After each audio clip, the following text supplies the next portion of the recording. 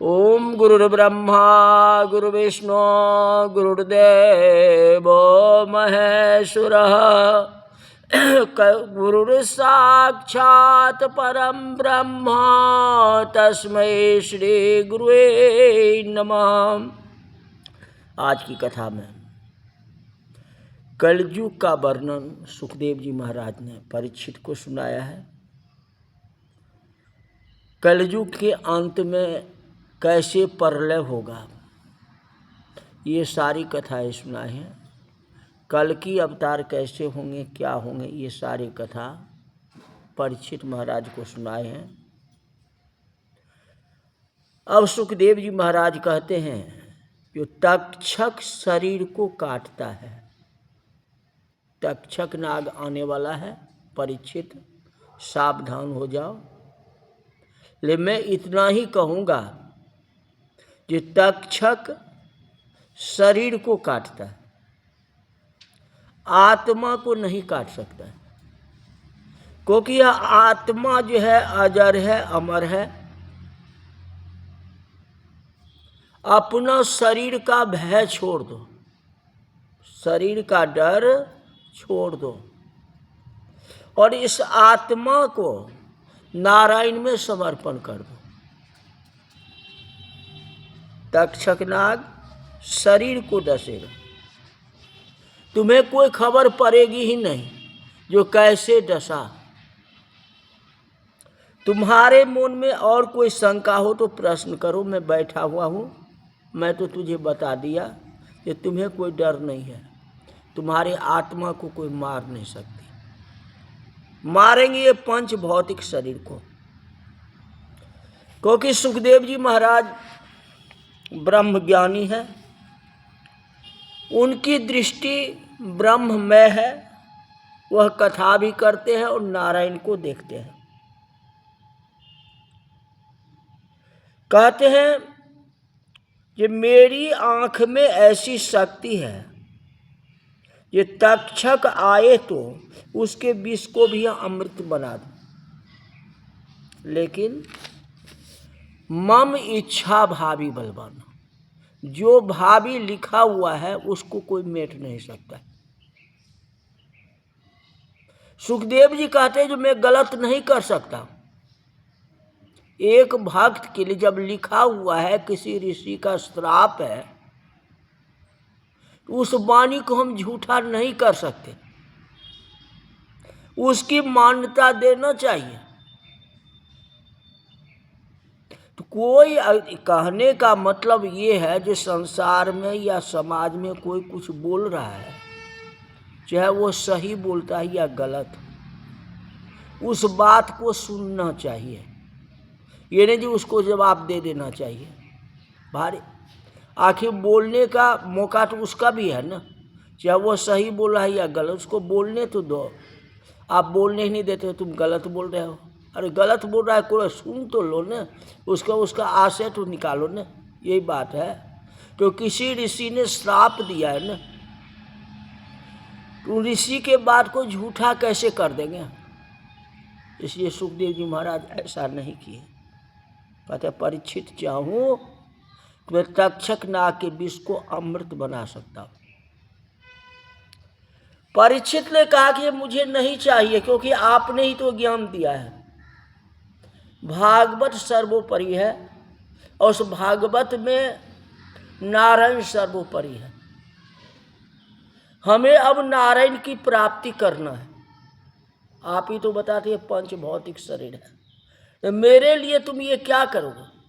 आप ये काम न करें, अब हमें नारायण से मिलना, आप मुझे आज्ञा दीजिए। भगवान राम ने बाली को यही बात कहे है, अगर तुम चाहो तो मैं तुम्हें जीवित कर दूं।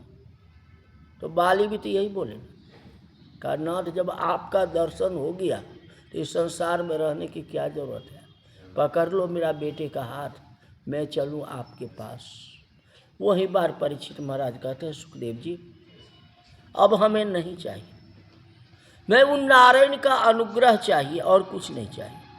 परीक्षित महाराज बारंबार वंदना करते हैं। सुखदेव जी चलने के लिए तैयार होते हैं कि अब मैं चलता हूँ, कथा तो सुना दिया, मैं चलता हूँ। कि महाराज आप जाओगे ही, क्योंकि आपका कार्य हो गया, मुझे ज्ञान दे दिया, लेकिन थोड़ा सा रुक जाओ, तो मैंने आपका पूजन नहीं किया।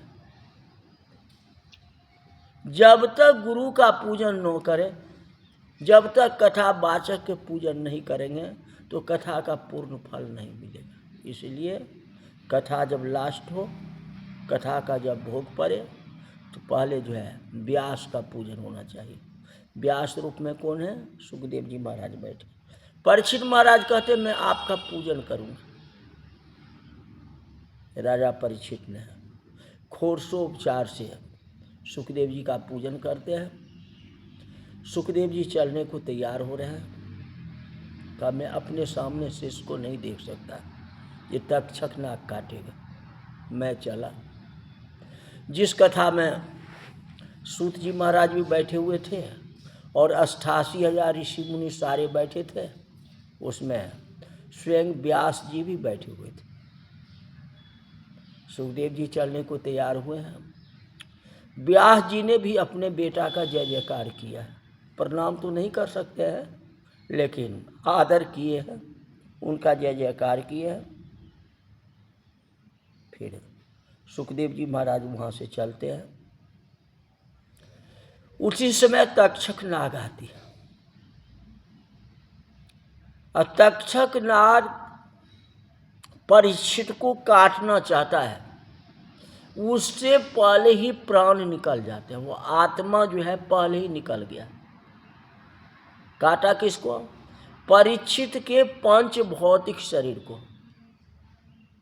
क्योंकि ऋषि का श्राप था कि इसको डस लूंगा। परीक्षित नाम की एक संज्ञा है, नाम है, जिसको मैं डस लूंगा। यही बात थी ना। तो उस पंच भौतिक शरीर को तक्षक नाग ने डसा, और उससे 2 सेकंड पहले ही वो आत्मा जो है विलीन हो गया, भगवान की चरण में चला गया। वो मरे हुए शरीर में जो है डंस लगाया, तक्षक नाग ने काटा।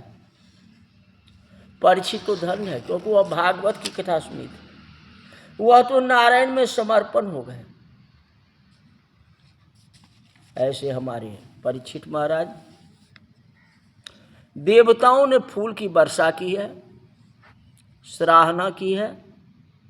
महाराज धन्य हो।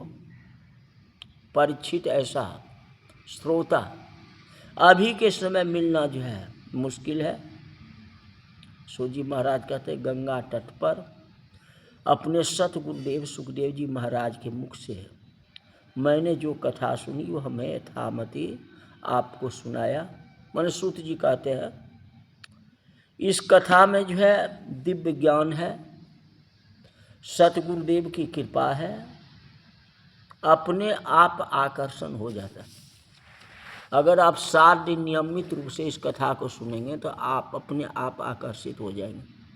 पहला दिन ही आपको जो है पता चल जाएगा। और जैसे जैसे कथा सुनेंगे तो आपकी आत्मा में दिव्य संस्कार होगी, मन में दिव्यता आएगी, और मन में होगा जो कृष्ण से बढ़ कर के कुछ नहीं है। हमारे हिंदू धर्म में जो है रामायण और भागवत, यही 2 कथाएं हैं जो आप 50 बार पढ़ लेंगे या सुन लेंगे तो मन उबेगा नहीं। मन करेगा और जितना मर्जी उतना पढ़ो, पढ़ने की इच्छा करती कि इसमें उतनी दिव्यता है, उतनी संस्कार पड़ी हुई। परमात्मा श्री कृष्ण का नाम स्वरूप, ये भागवत शास्त्र। संसार में भगवान ने अपने स्वरूप को छिपाया है। भगवान हैं, पर भगवान का दर्शन नहीं होता। भगवान ने नाम को प्रकट कर रखा है। कलयुग केवल नाम आधार। जो शक्ति भगवान में है वही शक्ति भगवान के नाम में। भगवान का दर्शन नहीं होता। कदाचित किसी को दर्शन हो तो वह भगवान को पकड़ नहीं सकता। 2 मिनट या 3 मिनट भगवान का दर्शन देते हैं। 2 मिनट या 3 मिनट भगवान दर्शन देते हैं, फिर अदृश्य हो जाते हैं। अब भगवान का सीधा आपके सामने बैठ गए तो आपका हिम्मत नहीं है जो वहाँ बैठ सकते हैं, डर जाएंगे। वैसे तो भगवान से कोई नहीं डरता है, लेकिन तो भी जो है बहुत घबरा जाएंगे। भगवान के नाम को जाप करो, भगवान के नाम को पकड़ के रखो। वही नाम है जो आपको सिद्धता दे सकती है। भगवान को साक्षात दर्शन करने की कोशिश मत करो, उनके नाम का जाप करो।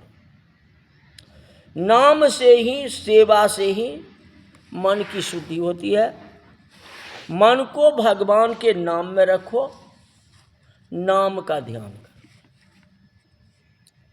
रूप का ध्यान करना जो है कठिन है।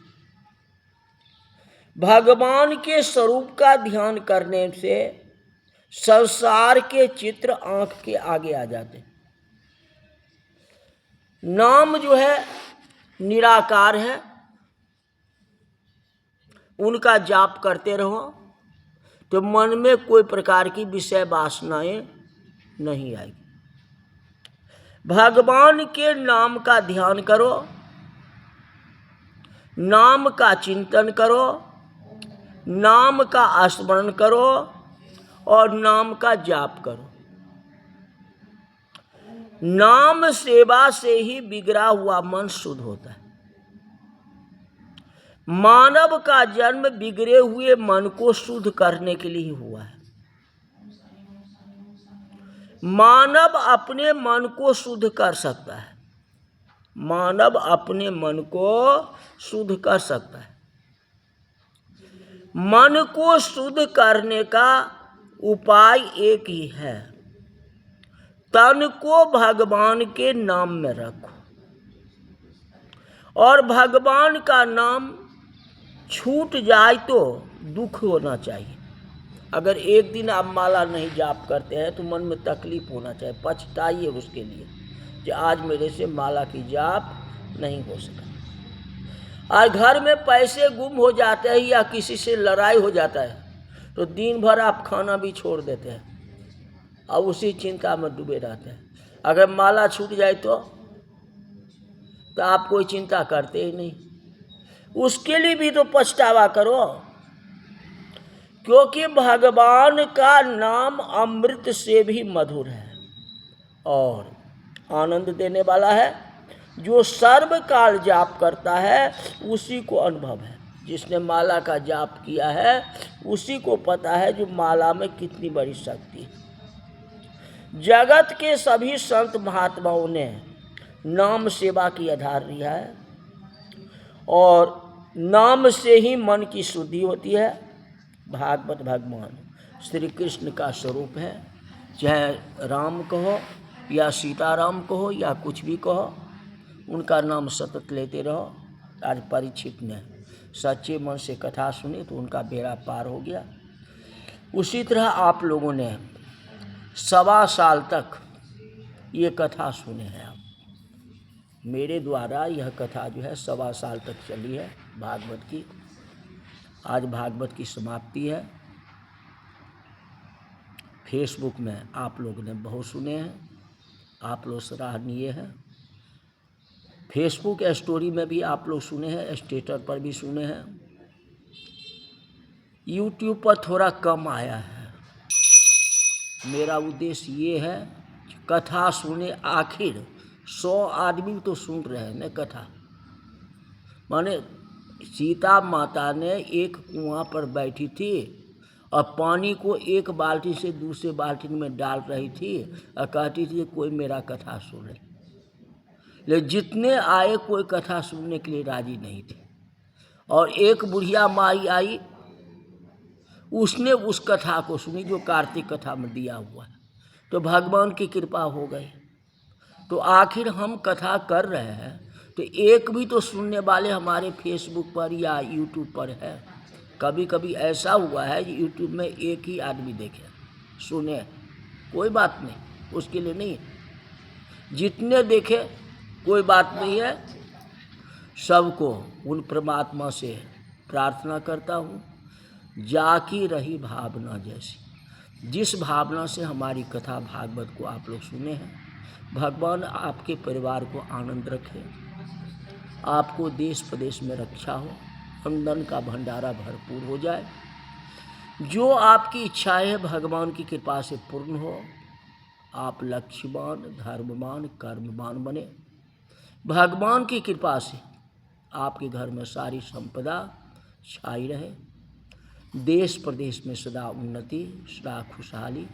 आप अगर व्यापार करते हैं या नौकरी करते हैं, उसमें पदोन्नति हो, बरकत हो, सबके घर में मांगलिक कार्य हो, शुभ कार्य हो, आपके बच्चे पढ़े लिखे आगे बढ़े, सब तरह आनंद करे, फले फूले।